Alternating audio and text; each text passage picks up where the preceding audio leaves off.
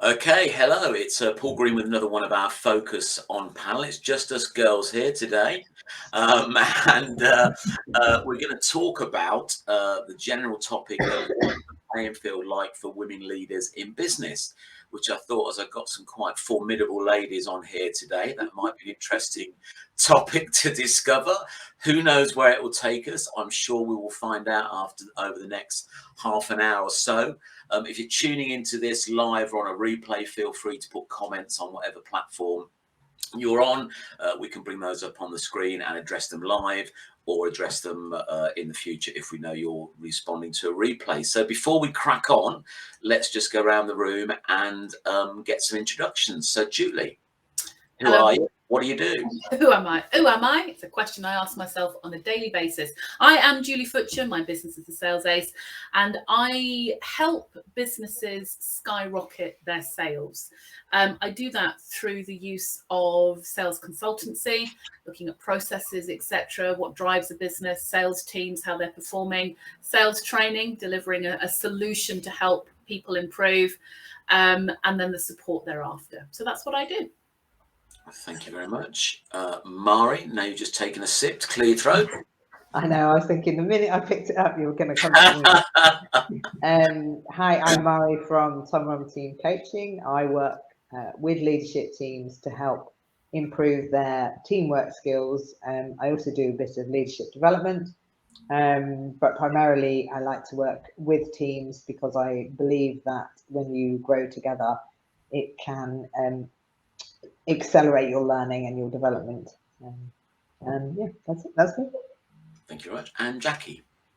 Hi, I'm Jackie Sherman. I'm a consultant's consultant. I mentor and coach people who've come out of employment and set up on their own as a consultant in their area of expertise. So mentoring is where I sort of share my experience, knowledge and skills with clients to build their consultancy the way they want it to be. And the coaching comes in when it's like the interface between the person, the individual, and their personal development and the needs of their business. Because frequently you can have a great plan, but somehow it doesn't happen. It's usually something personal to that person that's getting in the way. I'm also the chair of the Green Business Network locally, helping businesses to address their sustainability agenda. Okay. Thank you very much. So how this topic came about for me, all of you on this panel know me. I think I'm quite in touch with my feminine side, as it were. And I've found myself on a number of occasions, the only bloke in the Zoom room primarily, which, no harm in that. You get some quite fascinating insights, I think, when you're in that situation. But I'm not a big fan of women only stuff per se. So I'd be interested to see what your thoughts are on that. I just remember way back, this is quite a few years back, a lady was putting on an event to celebrate International Women's Day. And I got an invite to go along, and I thought, well, yeah, absolutely. Why wouldn't I? And she got in touch with me about a couple of days before the event and said, "You're actually the only bloke that's booked onto this event. Do you still want to come?" And I said, "Well, is it a women-only event?" She said, "No, it was never our intention to just make it a women-only event, but seemingly just either the way they positioned it or the way that it went, I was the only one that had put myself forward to go along." So I drummed up a few more blokes on the day, and we actually went along to this essentially networking event. So I guess it's just interesting, I guess, perceptions that maybe are out there, primarily, I guess, held by blokes to an extent, but we shall see. So I just thought we'd explore it with you ladies, just to find out what your experience was, as I see you as business leaders in your industries and in the small business arena generally. So I just thought we'd open it up and see what your experience is, what works out there, what doesn't work out there, and maybe some suggestions about what could be improved. So Julie, I will come to you first, for you to share your ideas. Okay, I think there's a separation a little bit from a networking event to actually what is happening in the business world. Mm-hmm. women-only networking events work for women because we can come together as a collective to help support each other without having to worry about any agendas and any closed thinking from some, not all, of our male friends, colleagues, etc. So there's, I suppose, a rationale behind women's networking groups. I have been to some. I don't do any at the moment, partly for time. I think in business is a different rationale about what women are facing within the world of business still in this day and age. In some respects, there is lots more opportunities for the younger ladies coming through, having recruited and employed a number of younger ladies in my business before. It's very exciting to watch the opportunities they have in front of them. They're not pigeonholed. The world is their oyster. I feel for the more mature woman, there is still a lack of support / understanding for what a female goes through during the menopause. That's becoming a lot better in lots of organizations. I do think there is still some discrimination, although there shouldn't be, but there is, about females going into leadership roles in certain organizations. I, for one, came out of recruitment, which was quite a female-dominated industry, and luckily there was never that discrimination. But there are, I know, industry sectors out there. So I think whilst society, business has come a long way, for women to have complete equality is still a little way off. That's my opinion. Okay, thank you very much, Jackie. I'll come to you next. What are your thoughts building on what is said? Yeah, I think as a mature woman, thank you for that, Julie. So I wasn't including you in that, Jackie. Yeah, but I think it's very different in a positive way. It's different for an older woman because you can be seen as one of the things women often suffer from, especially if they're the leader, is people accepting their authority. Especially the men, and as an older woman, they're more likely to accept your authority than if you're younger. So, and I fall into the trap myself sometimes of the authority figure that you pick up is the one of mother rather than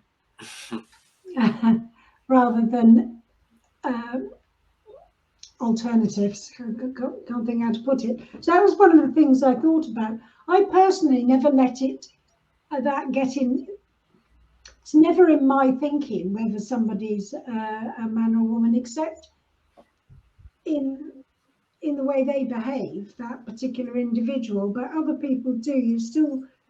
There's still a big bias, I think, towards if you're a woman, you need to be more attractive and better dressed. And one thing, I still hear men making comments about that.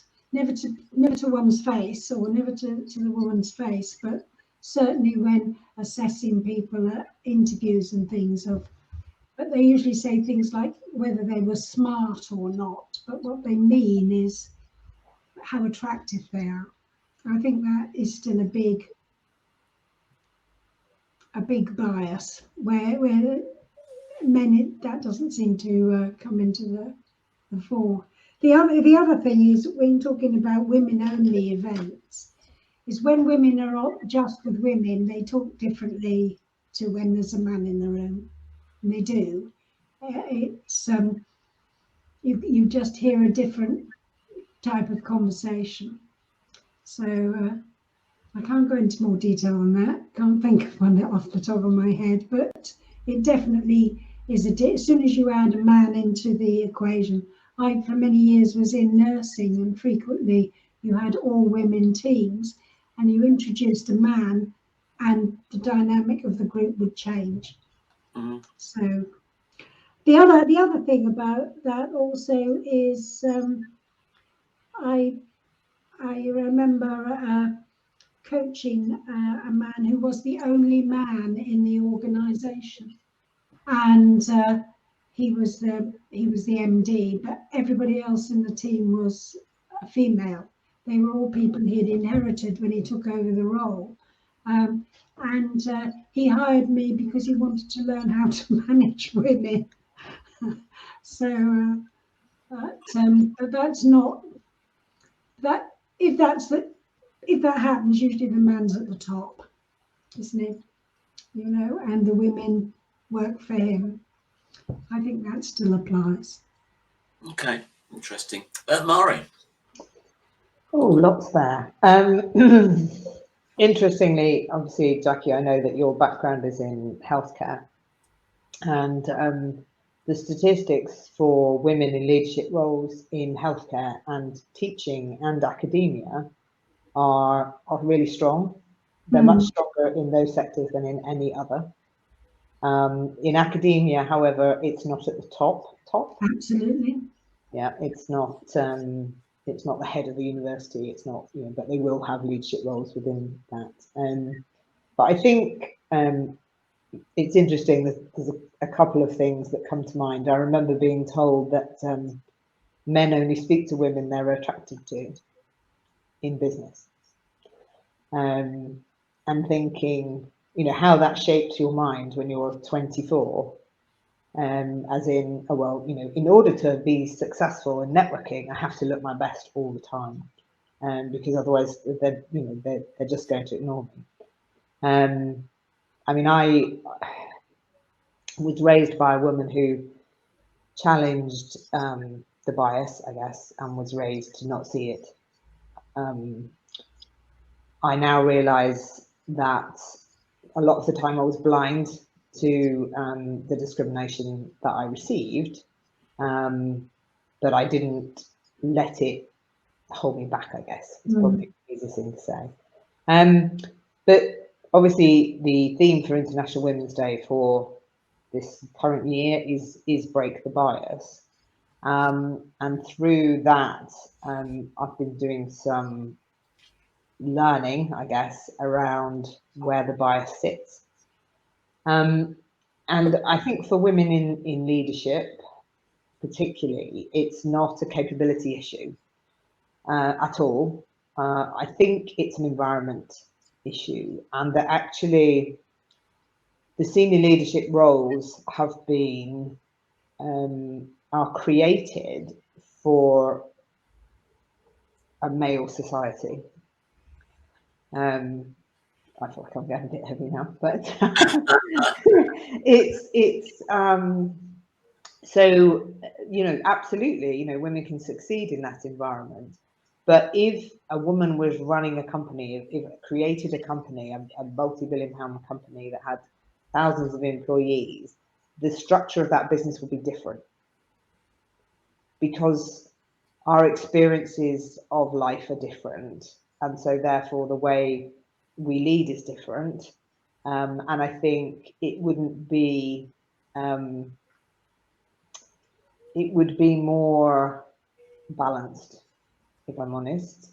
It would be more open to other opinions, less single-minded. And a lot of women who've been very successful have been quite single-minded, and probably fall into the category of behaving like a man in order to succeed. But it's very difficult to say. I mean, I've challenged the bias, and most of you know that I golf days, business golf days, you know, the golf course. This is a place where people do business. This is not a place where women do business at all. And so I've challenged that. You know, I go to these events and have the conversations with people in the room. And it's chipping away for me. It's, you know, it's about feeling comfortable in that environment. Yeah, I won't get into that, I don't suppose. There was the comedian recently, and you could tell that he had to adapt his what he was doing because there were women in the room. And that's because my sense of humour is different.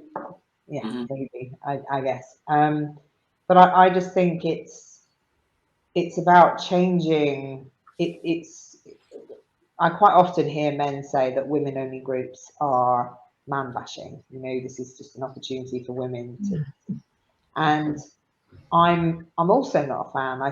One of the things I like is to, how can men understand if they're never in the room to hear the conversation? But I also understand that for some women, they feel they can't speak up in the same way when there are men in the room. But there are, with regard to the bias, there are these men-only societal norms that have always been there, that women aren't invited to. And that's culturally, that's a huge thing to break. The five-a-side football team, the going to the pub for drinks after work, and because, and I'm probably going to incur Julie's wrath here, but because women, generally speaking, make up 80% of the carer role in society, whether that be children or parents or whatever, it's not so easy to go to the pub after work. You've got other commitments, you're juggling other things. So there's a lot in society that needs to change in order to make those things different. I absolutely, you're not going to incur my wrath, Mari, because I absolutely agree with you. Although I'm childless myself, I absolutely see that the challenges that women have are greater. And those sorts of things, as you say, are very difficult because we are predominantly the caregivers. I think changing this bias, changing this mindset, I don't think we will see in our working lifetimes. I think this is going to come through with the younger generations as they move through into their 40s and 50s and get into sort of where we possibly are, although we're not 40s and 50s, we're a lot younger than that, but let's go with that. I'll put the filter on, Julie, don't worry. Yeah, can you? And lots of soft light. I see it. So if I think about sort of men of my sort of age, and we roll back the clock to when we're 20s, the world was a very different place when I was 20, kind of late 80s. It was a very, very different place. And therefore the mindset that sometimes sticks within that sort of age of society, although we've come a long way, although we've learned to be more open-minded, and those that are in business want to be, different well thinking. I think that role of the mindset of the younger generation, where you're looking at male and female, are far more fluid. Let's use that word, fluid, with each other. And therefore, I think the bias will hopefully work its way out. I think there'll still be some, but will hopefully work its way out of society. If you look at the way that, younger generations interact with people, what they're doing, the job roles, the more opportunities there are for young women now, and it's more acceptable. And my goddaughter, for example, she actually is an engineer within an organization, Anglian Water, and I'm so proud of her. She went as an apprenticeship, and she was one of a very, very small amount of young ladies to go into that, and she's carving her career terrifically well. That's sort of what she's doing, I think, is going to filter up over time. So no, I agree, Mari. It is difficult for ladies, but hopefully as that time goes on, it might filter out more. One of the things I feel is that sorry, Jackie, is the where we actually need to is to, we have to be very careful when saying men and women, I guess, also, but it's about destroying that gender definition, as in you're the one that stays at home, you're the one that does this, I'm the one that does that. And I think you see, I think I've said this before, but the changes they made in advertising to not, to not use gender bias, so it's not the woman hoovering, it's not, all those sorts of things are tiny changes. Yeah. But for every child that sees those, well, I mean, it's the same with, gay parents and mixed race and all of those sorts of things. It helps to reinforce what society should be. And I think, as you say, we're at an age now when perhaps we're more reflective, we can stand back from society. And I don't think the changes are coming quick and fast in the young. I think it's still split. But the working world has changed. Yeah. Most families don't have one breadwinner. No, I don't even exactly. think my children know what that word means. Because that's not a society that they've grown up in. Both their parents work, they work in their relationships, and I think that will, but other bits of society, they still have that, quite rigid structure. So yeah, it's a big challenge. It's not about tokenism. One of the things I notice sort of in the networking world, people who are in business, smaller businesses, is much more frequently it's the man who's on the school run and doing and much more involved in that level of childcare. I don't know what happens when everybody's at home together, but there is definitely a shift. When I'm organising events and things, you have to think of childcare. At one time, you would have only thought about that if there were women with small children in the room, but now it's equally likely to be the men in the room who can't make a 4 o'clock in the afternoon meeting because they've got to go and pick the kids up from school. So I think it is shifting. I think one of the points you make, we need to be careful about generalising and keeping up the generalisation. There's a big blurring in the middle of a lot. If I go back to the 60s and my teenage life onwards, it's completely different. And even when men are making sexist remarks, they're much more likely to be conscious of the fact if a woman's present, they won't do it. So it's much more under the carpet. It's not. Yeah, but there are. It's not socially acceptable to do that, so they don't do it. Now, if they're in an after dinner speech and it's all men, then I presume it gets a bit rowdy. But and certainly I've had clients for whom they're going for a drink at 5 o'clock on a Friday. They feel excluded, and I remember one. Can I be rude on this? Well, let's see. Why not? Do it, Jackie. Go on. One client, a woman client I met, who was struggling with the sort of sexism in her team, was when they were at a conference all together, and the men were sitting around and pointing out the women that they would sleep with. They used stronger language than I just did. So she joined in and started pointing out the men, and they were horrified, but especially as they didn't feature. So that was probably the main reason. That was her way of getting them to see it, was to mirror it back to them.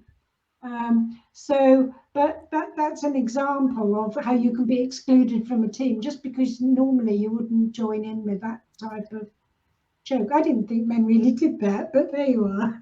I think this thing about being called out on this, I had an incident when I had my previous company, where a couple of my younger, they were in sort of like 2021 team that worked for me, were exposed to some inappropriate comments, and I challenged back on that because I didn't feel it was acceptable. Now I was really quite angry about it because I don't think it's acceptable. I don't think that, and these two individuals are very upset about it. But as I was pushing back on this, and the individual that had made these comments were being taken to task on it, I was thinking about what would have happened when I was in my 20s. And that would have been, well, that's what it's like, Julie. You just have to put up with and accept it.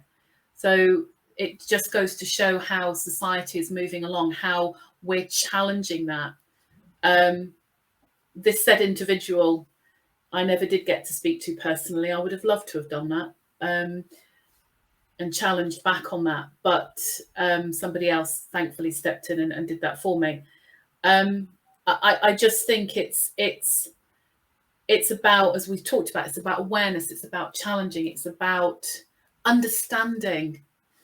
Another example, I went to a networking meeting years ago where a group were desperately trying to get more ladies into the networking group. It was me and about 20 men.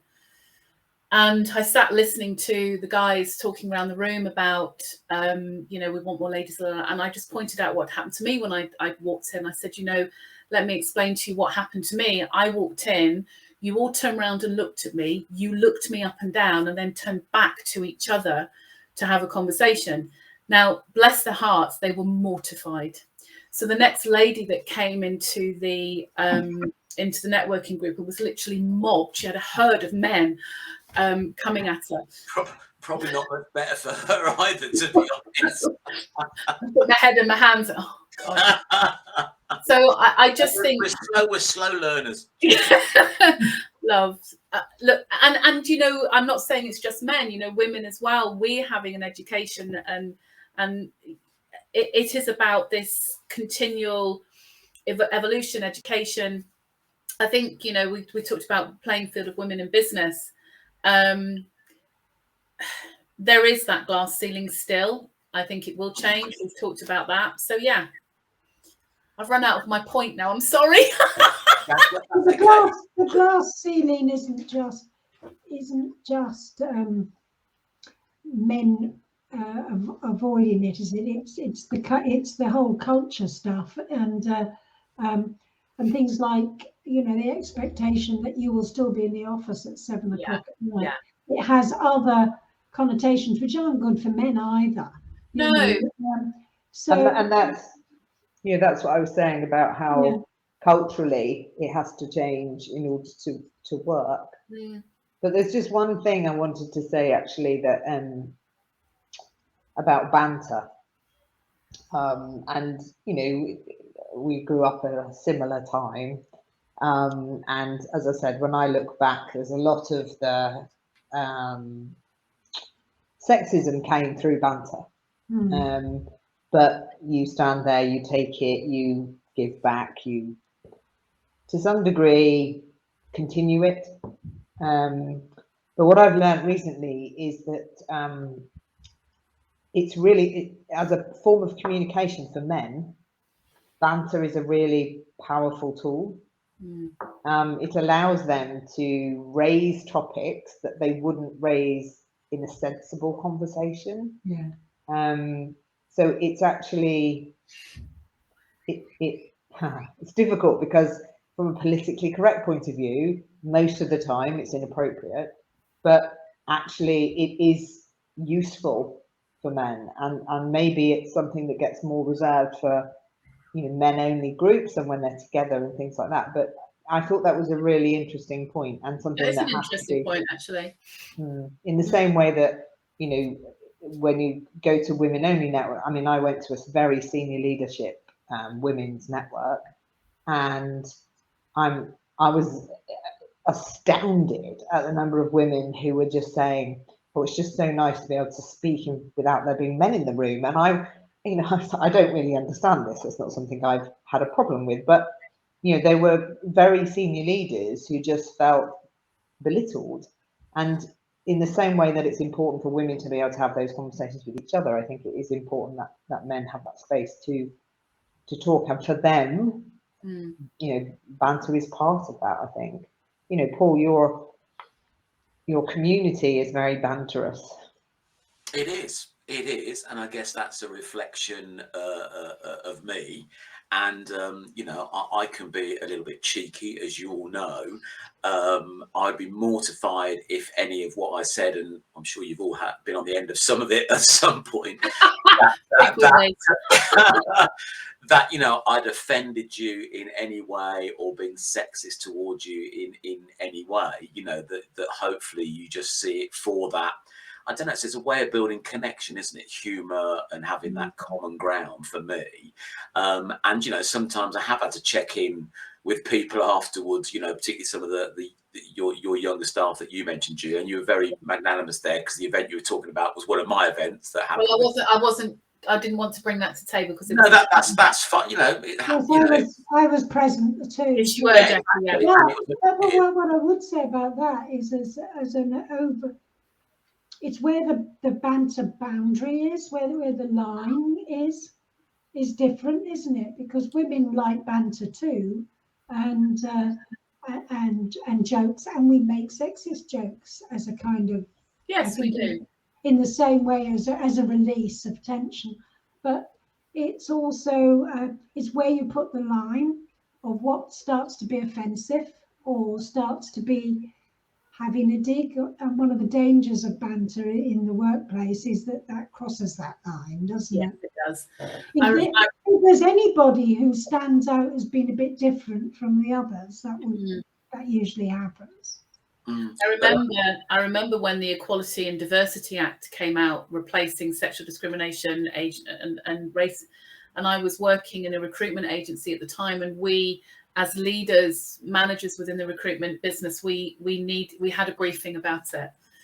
And it, for me, what was quite interesting and eye-opening around this, it's not just about what we were saying to each other, it's how it made people around us actually feel.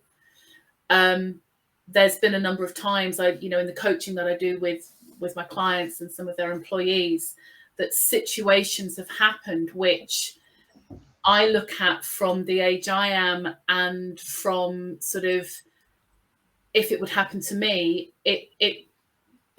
for me, it's just one of those things. But for the individual that I was talking to, who was in their, early 20s, it was perceived as a very, very different way, and quite rightly so. Quite rightly so. And it's fine. I'm not trying to belittle what they said or poo-poo what they said, because that's how it made them feel. So, as you say, it's where the line is. It's how everybody perceives it. And it just goes to show the change of cultures. There was a program on Channel 4, it was a little while ago, where they took a group of 20, 30-year-olds and showed them comedy shows from the 70s and early 80s. Whether you saw that, they were horrified at humour that myself, my parents were laughing at them, because that was what culture was like. So I think, we've kind of strayed into all sorts of things today, but social history, I find very, very interesting, and it's about where that goes forward and how that evolves. So yeah, interesting. Yeah. Somebody was saying recently about the whole discussion around who will be the new James Bond. Oh yeah. And somebody said, it's just had its day. It's time to put it to bed. Because if you go back to you don't have to go that far, to be honest, in James Bond terms. It's not a nice, it doesn't promote equality, very much sticks to gender stereotypes. And like part of me was like, yeah, just let it go. It's time to let it go. And then there's part of me that's like, it's a real opportunity to win a new audience and to find. And I think, you know, the later ones are slightly better, but they've still got to hold true to the character of Ian Fleming's James Bond, I guess. So I thought that was quite interesting. I also think that, you know, women can be very heartful, you know, and very intimidating to men. And I think sometimes reading back my reviews of my dating life, Murray.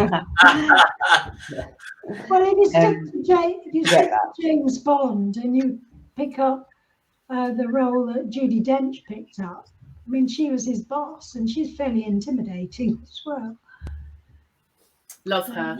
Yeah. So looking back, or looking forward actually, at younger women coming through the ranks now as potential business leaders in the future, do you, I feel that in the limited experience that I have with my niece and her friends and other young women I come across in business, that I feel that it is better for them. There's obviously a long way to go, building on what you said, Mark, what you've all said, really. But you know, is the light at the end of the tunnel? Are women becoming more confident in a still potentially, I guess, male-dominated environment in some industries? Mari's so desperate to say something. She's going to explode. She is, yeah. Women are confident, Paul. It's not a confidence issue. Again, it's about conditioning and how we're grown up. How have we been brought up? I think it is, there is light at the end of the tunnel. It's a long tunnel. You start with children, and you know, and that's always going to take a long time. And the people who are educating children, the parents of those children, they have their own biases, and you know, so no matter how well you educate them, that what happens at home has as much, if not greater, impact than what they're being taught. So I think it is changing. I think one of the things I was going to say about leadership, women in leadership, is about being very visual, being very available, being seen, being those role models, you know, reaching back and bringing somebody up with you. Because I think, I mean, I know they're doing a huge amount in STEM, in engineering, in order to give girls role models that they look at, and say, right, okay, well, I can do that too. Rather than it being that sort of, you know, I was one girl in a class of 50 scenario, which I'd be fine with that, but that's just me. And I don't, you know, but I think that, you know, you want there to be 20. I mean, tech is the other one. You know, I'm no expert on this by any means, but there is a bigger trend now for young girls to get into tech. And you know, there's a lot. The Instagram generation of perfection, perceived perfection, and filters, that's not helping any gender or non-gender, because it's promoting an artificial sense of reality. But I do, and I think that will have an impact. That does have an impact, and it will have an impact on how things move forward. But I do think there is light at the end of the tunnel. We are confident, thank you, and we don't need anyone to give us confidence. But it is about seeing those women in front of you, seeing those role models. Yeah, that's it. I just like to pick up on that, because we've talked an awful lot about the younger generation coming through, and I agree with you, Mari, that there needs to be role models, and so that the younger generation can look at that. I think what I'm finding now, I'm 55, the end of August, is that the older, more mature women are not dismissed like possibly would happen when my mum or my grandma were my age. the word menopause is far more spoken about. It's far more embraced and understood. A friend of mine works for a company where there's a menopause forum. There's been more open for the mature woman and more opportunities, I think, being embraced. So that's helping there to become role models for the younger generation. Still a long way to go, because, you know, in society, advertising, whatever, you know, you get past 50, you passed it, and you should be going to shut yourself away in a corner. And I'm never one to be put in a corner, as some of you might know, if anybody tried. So yeah, I do feel that is happening, but I don't feel that there's fully there for the older lady and people embracing that actually what could be gained by embracing a more mature person within a business, because the experience and life experience and things and the value that we add to the younger generation coming through.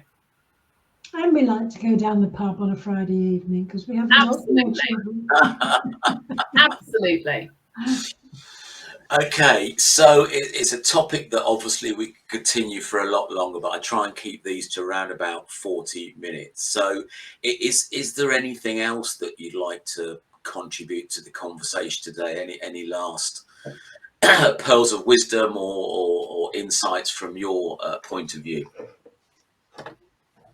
I think the piece of advice I'd give a woman in business, is to absolutely be yourself. If you are a very straight talker and go-getter and pick up an image which people usually associate with men, but if that's the way you are, then be that way. If you're another way, then be that, you know. And leaders come from all sorts of different types of people. So be authentic. Don't try and be something you're not. Mm-hmm. Agreed. Anything else, Mari? Yeah, no, that's great advice, Jackie. I think generally women's attitude to risk is different. And I suppose my advice would be, why not? And you know, it's that sort of give it a go. What's the worst that can happen? Dr. Pepper moment. So yeah, sorry. And I mirror that. I was about to say, whatever age you are, go for it. Just go for it. Okay, well, we'll leave it there. Thank you very much for engaging the conversation today. I'm on a much safer topic next week around finance, so I won't be using any incorrect words or phrases. So yeah, we're here every Tuesday at 11 a.m. So you're welcome to tune in live, or it's shared on social media so you can watch the replay. So thank you very much again. We'll end it there. Thank you.